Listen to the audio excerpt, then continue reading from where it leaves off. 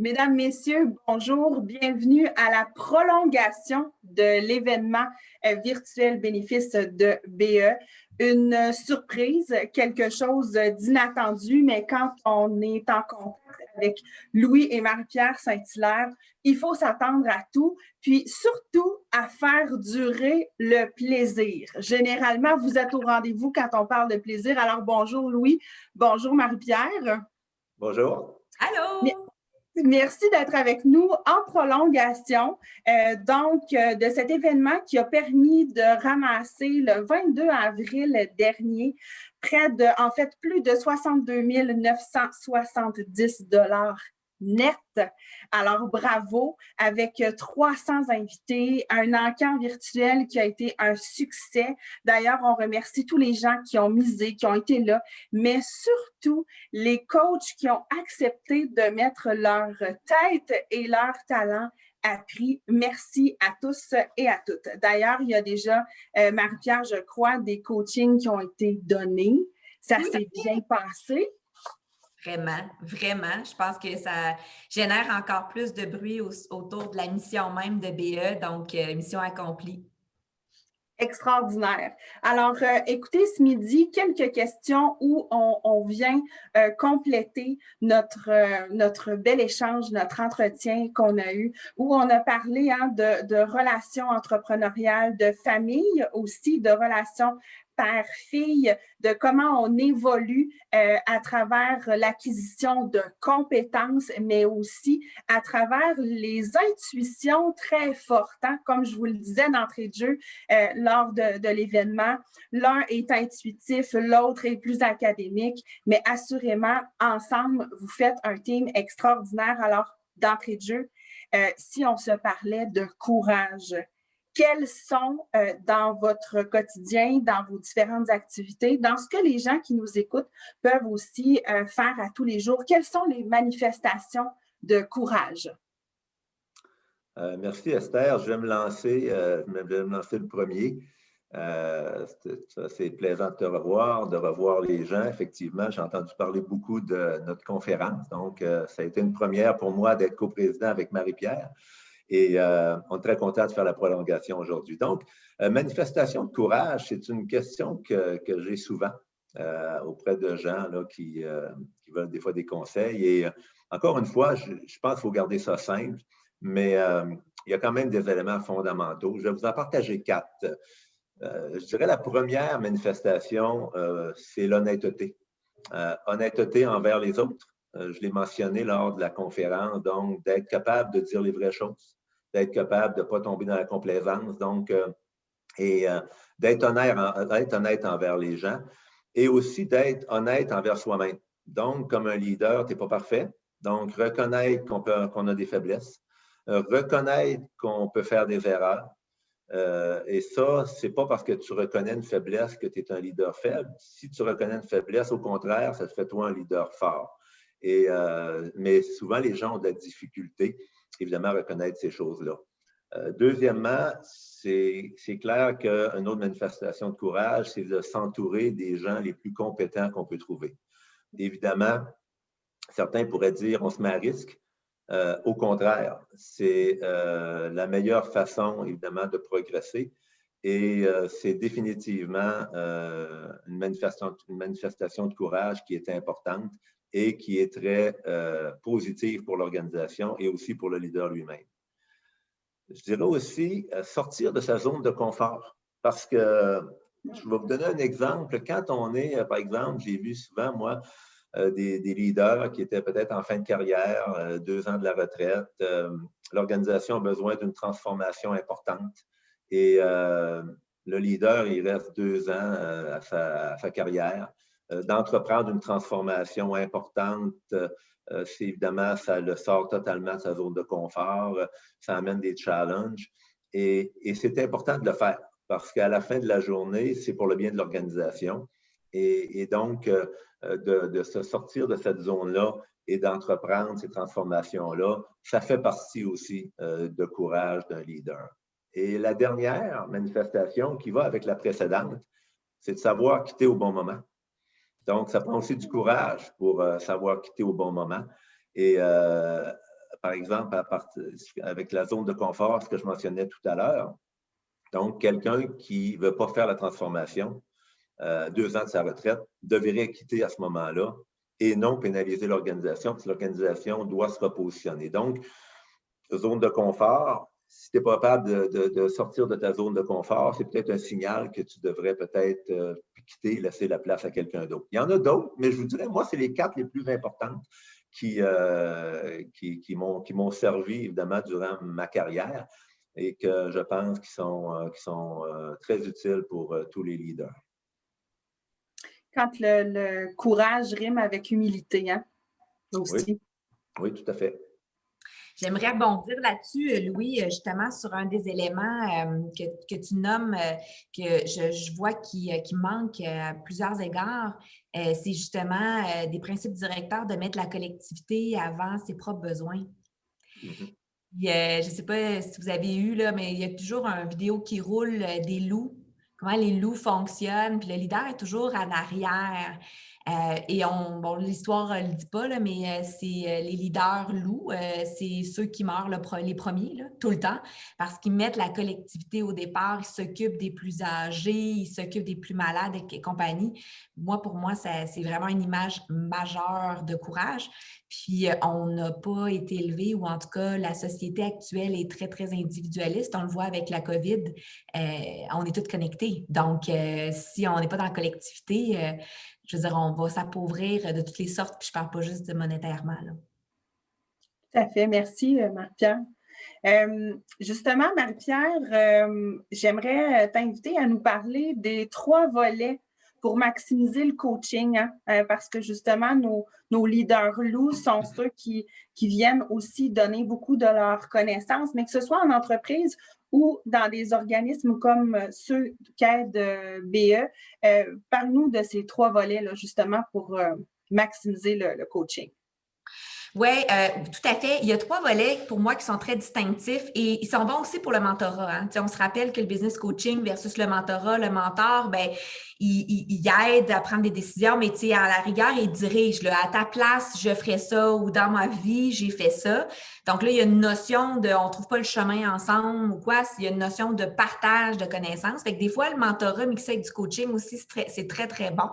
On le voit aussi, hey, j'ai besoin de trouver un coach qui j'ai l'impression qu'il a déjà vécu des trucs comme moi. Là, on est vraiment dans la notion de mentor et non pas dans la notion de coach. Tandis qu'un coach, puis c'est pour ça aussi des fois, un coach business est vu comme un coach de vie, puis là, c'est là où est-ce que le point me dresse. C'est pas du tout un coach de vie. Un coach business, c'est d'aider justement à structurer mieux son idée, comprendre comment on peut évoluer au niveau business beaucoup plus fort pour travailler 3 éléments importants. Puis ça paraît moins dans le mentorat que dans le coaching. Donc, si on ne veut pas tomber dans une complaisance, comme dit Louis, puis d'avoir un coaching un peu plus de vie, il y a 3 éléments sur lesquels on regarde, sur lesquels on veut travailler pour que ça soit vraiment transformationnel, là. Donc, T2 qu'on appelle, là, donc vraiment une transformation, puis d'avoir le courage de devenir la meilleure version de soi-même et non pas juste d'apprendre des nouvelles compétences. Donc, il y a la plus facile, à mon avis, qui est la compétence technique. Donc, il nous manque une compétence ciblée, technique, basée sur les fonctions qu'on a. Donc, on va travailler là-dessus. On va travailler en coaching, en lecture, en le faisant, en se faisant montrer comment que ça marche, en formation, etc. Il y a l'aspect de la posture. Donc, de plus en plus, on entend « ouais, mais tu sais, savoir-être et tout ». Oui, savoir-être, mais dans le fond, c'est la posture. Parce que tu peux avoir un savoir-être exceptionnel pour une job qui ne sera pas du tout la bonne posture pour une autre job. Puis, c'est pas le bon savoir-être. Donc, de vraiment lier la mission exemple de l'organisme dans lequel tu travailles. Le BE, le coach arrive et qu'est-ce que cette personne-là a besoin comme posture pour pouvoir atteindre les objectifs et vraiment définir là-dessus qu'est-ce qu'on travaille. Fait que là, c'est très humain, ça a l'air soft, mais il y a énormément de techniques pour que ça soit au contraire travailler comme une compétence technique. Et la 3e qu'on parle jamais, puis moi, c'est mon dada depuis 1 an. On a d'ailleurs acheté une business qui grasp ce bout-là, une plateforme pour grasper ça, c'est la confiance. Parce qu'il y a des jobs qu'on n'a pas besoin tant que ça d'avoir confiance en nous pour pouvoir le faire, versus d'autres endroits où est-ce qu'on a besoin d'une grande confiance. Alors, notre niveau de confiance sur est-ce que nous sommes la bonne personne pour faire le travail versus qu'est-ce que cette job-là ou cet organisme-là a besoin comme maturité de confiance, il faut se poser la question. Puis là, le coach peut aider à bâtir cette confiance-là. Fait que la confiance ne se bâtit pas nécessairement en donnant puis en développant des outils techniques ou des outils de savoir-être. C'est vraiment un autre truc à côté. Et on va donner un exemple, organisme en but lucratif, mettons, plus grand, qui a des notions de business et tout. La personne lead cet organisme-là depuis des années. Et là, la confiance périclite directement parce qu'elle se dit, attends une minute, là, c'est rendu trop gros pour moi. Moi, j'étais dans un concept de vocation. Je n'ai pas les notions de gestion. Et là, tu vois la confiance diminuer.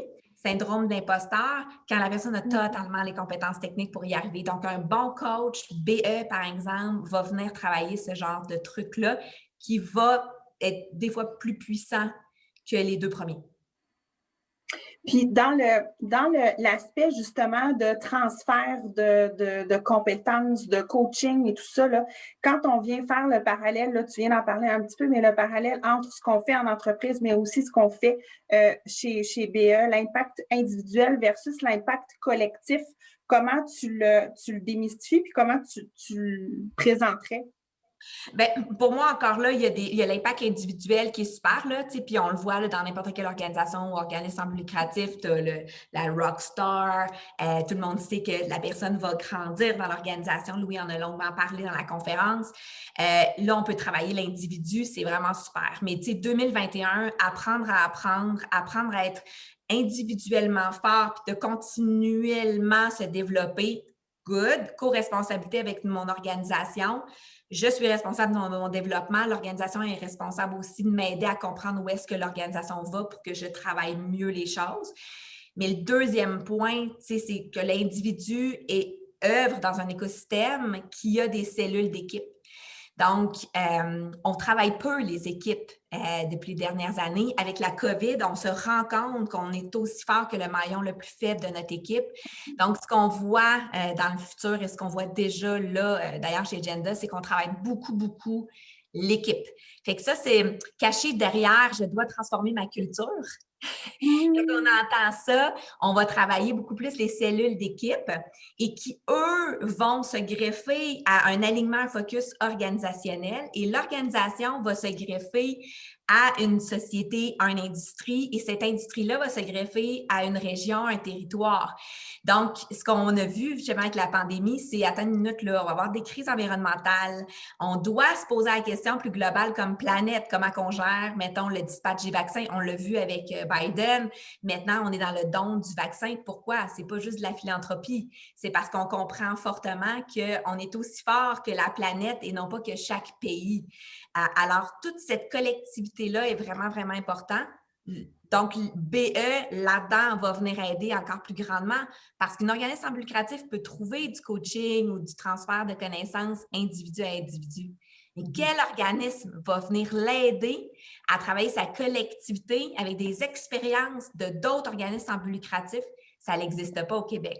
C'est cette force-là d'ici les 3 à 5 prochaines années qui va nous permettre de faire 1 + 1 = 1000. Et c'est tout un changement. Louis, je suis certaine que moi, j'ai l'impression, quand tu dis ça, Marie-Pierre, j'ai l'impression que tu nous amènes dans un spectre tellement plus grand que ce qu'on a l'habitude. Tu nous amènes complètement ailleurs, mais j'ai l'impression que le bateau, et pour le tourner, ça prend quand même un peu de mobilité. Peut-être que Louis, tu veux peut-être compléter sur ce que Marie-Pierre vient de nous dire, que je trouve qui est absolument fascinant. Oui, mais on essaie évidemment, puis c'était le but aussi de faire un lien un petit peu entre notre expérience, puis de transfert et aussi ce que les bénévoles d'expertise vivent quand ils s'en vont travailler avec des organisations à but non lucratif. Et il y a beaucoup de similitudes, mais il y a quand même quelques différences d'un transfert comme nous on a fait ou dans une organisation versus un bénévole qui arrive dans une organisation. Vous vous souvenez sûrement de mes 3 C qui étaient les connaissances, les compétences et le comportement. Évidemment, la même recette s'applique. C'est clair qu'il faut couvrir l'ensemble de ces aspects-là, mais je vous dirais que pour le premier, le transfert de connaissances, quand on arrive, un bénévole ou quand BE arrive dans une organisation, souvent, ce n'est pas la même chose que si j'ai à coacher. Bon, dans le cas de Marie-Pierre, je la connaissais très bien. Dans le cas d'une organisation, un collègue, souvent, je vais le connaître très bien et je vais connaître l'organisation. Donc, comme je vous avais mentionné lors de la conférence, c'est important aussi de connaître les aptitudes, les habiletés, l'expertise des gens qu'on va coacher. C'est un élément de base. C'est aussi important de connaître l'organisation, les défis, les enjeux et toutes ces choses-là. Évidemment, quand BE arrive dans un OBNL, surtout pour le premier mandat, je dirais, évidemment, cette information-là n'est pas là. Donc, c'est un transfert de connaissances. C'est toujours valide, mais c'est un transfert de connaissances un peu bilatéral. Avant que le coach puisse transférer des connaissances à la personne, il doit en acquérir. Donc, il se doit à ce moment-là je dirais, la première phase d'un mandat est vraiment d'apprendre à connaître l'individu qu'on va coacher ou les individus. Dans un deuxième temps, de connaître l'organisation, les enjeux, les problématiques. Et ça c'est la base. Si on fait un bon travail de ce côté-là, mieux on fait ce travail-là, mieux notre coaching va être adapté. Évidemment, après ça, l'aider à développer des compétences, le comportement, c'est très similaire à ce qu'on a vécu, ce qu'on vit dans une organisation, comme on a fait Marie-Pierre et moi. L'autre élément qui est différent aussi, je vous ai dit dans la conférence que quand on coach quelqu'un dans un transfert comme nous on a fait, on ne doit pas se mêler du comment parce que ça lui appartient. On veut laisser la personne emmener l'organisation ailleurs. C'est sûr que quand on arrive dans un mandat de BE, c'est un peu différent parce qu'on est là pour accompagner quelqu'un puis une organisation qui nous demande de l'aide ou qui a besoin d'aide. Donc, le comment, on doit s'en mêler au niveau du coaching quand on fait une intervention comme celle-là. Évidemment, ça ne veut pas dire de prendre des décisions à sa place. Ça veut dire de coacher la personne pour l'emmener à prendre la bonne décision. Donc, l'analogie qu'on prend toujours, on ne va pas pêcher pour elle, mais on va lui montrer à pêcher. Et ça, c'est fondamental de se mêler un petit peu plus du comment. La dernière chose que je mentionnerais aussi qui est important, qui est encore plus important dans les petites organisations, souvent dans les OBNL, si on veut assurer la pérennité ou la continuité du transfert de connaissances qu'on a fait, on doit s'assurer aussi de mettre en place avec la personne des processus, de bien documenter, parce que souvent, dans les OBNL, c'est des organisations qui sont très petites, qui dépendent beaucoup d'une ou deux, trois personnes. Et en cas de départ, tout ce transfert de connaissances-là quitte avec la personne si on n'a pas mis en place les processus, la documentation nécessaire. Donc, il y a beaucoup de similitudes entre du transfert de connaissances en entreprise ou ce que fait un bénévole dans le cadre d'un mandat dans un OBNL, mais il y a aussi quelques particularités, comme je viens de mentionner. Puis, c'est toujours dans l'idée, hein, je ne sais pas si Louis et Marie-Pierre, vous serez d'accord avec moi, mais moi, je dis toujours, il faut travailler comme s'il n'y avait pas de lendemain. Hein? Si demain matin, je ne suis plus là, il faut que l'entreprise puisse continuer parce que, justement, on aura laissé des traces de ce qu'on fait. C'est absolument extraordinaire, tous les deux, ce que vous nous avez amené aujourd'hui. Donc, si je comprends bien, Marie-Pierre, tu me contrediras si ce que je dis ne fait pas de sens, mais le succès aujourd'hui, l'impact qu'on veut avoir sur notre collectivité, l'impact individuel quand on veut apprendre de tout un chacun et de tout un à chacun aussi, c'est de se dire qu'il faut apprendre en continu, qu'il faut se former en continu. Puis tout ça, et là, c'est sûr que ça va faire sourire Louis, dans le bonheur, dans le plaisir et dans le respect de chacun, ce qu'on est dans tout ça, de grandir dans tout ça. Vous êtes absolument fabuleux, tous les deux. On sait que les gens en redemandaient encore, alors merci de votre générosité. Merci à BE aussi de nous avoir permis de nous retrouver le temps de cet instant-là, et en espérant que ça donnera des idées, évidemment, à d'autres et que certains seront interpellés, justement, à se faire coacher, à faire appel à BE aussi, mais assurément que c'est une très belle mission qui se poursuit. Puis grâce à tous les donateurs qui ont été là, ben, on a une année de plus dans l'idée de la pérennité de BE. Merci à tous les deux. Merci beaucoup.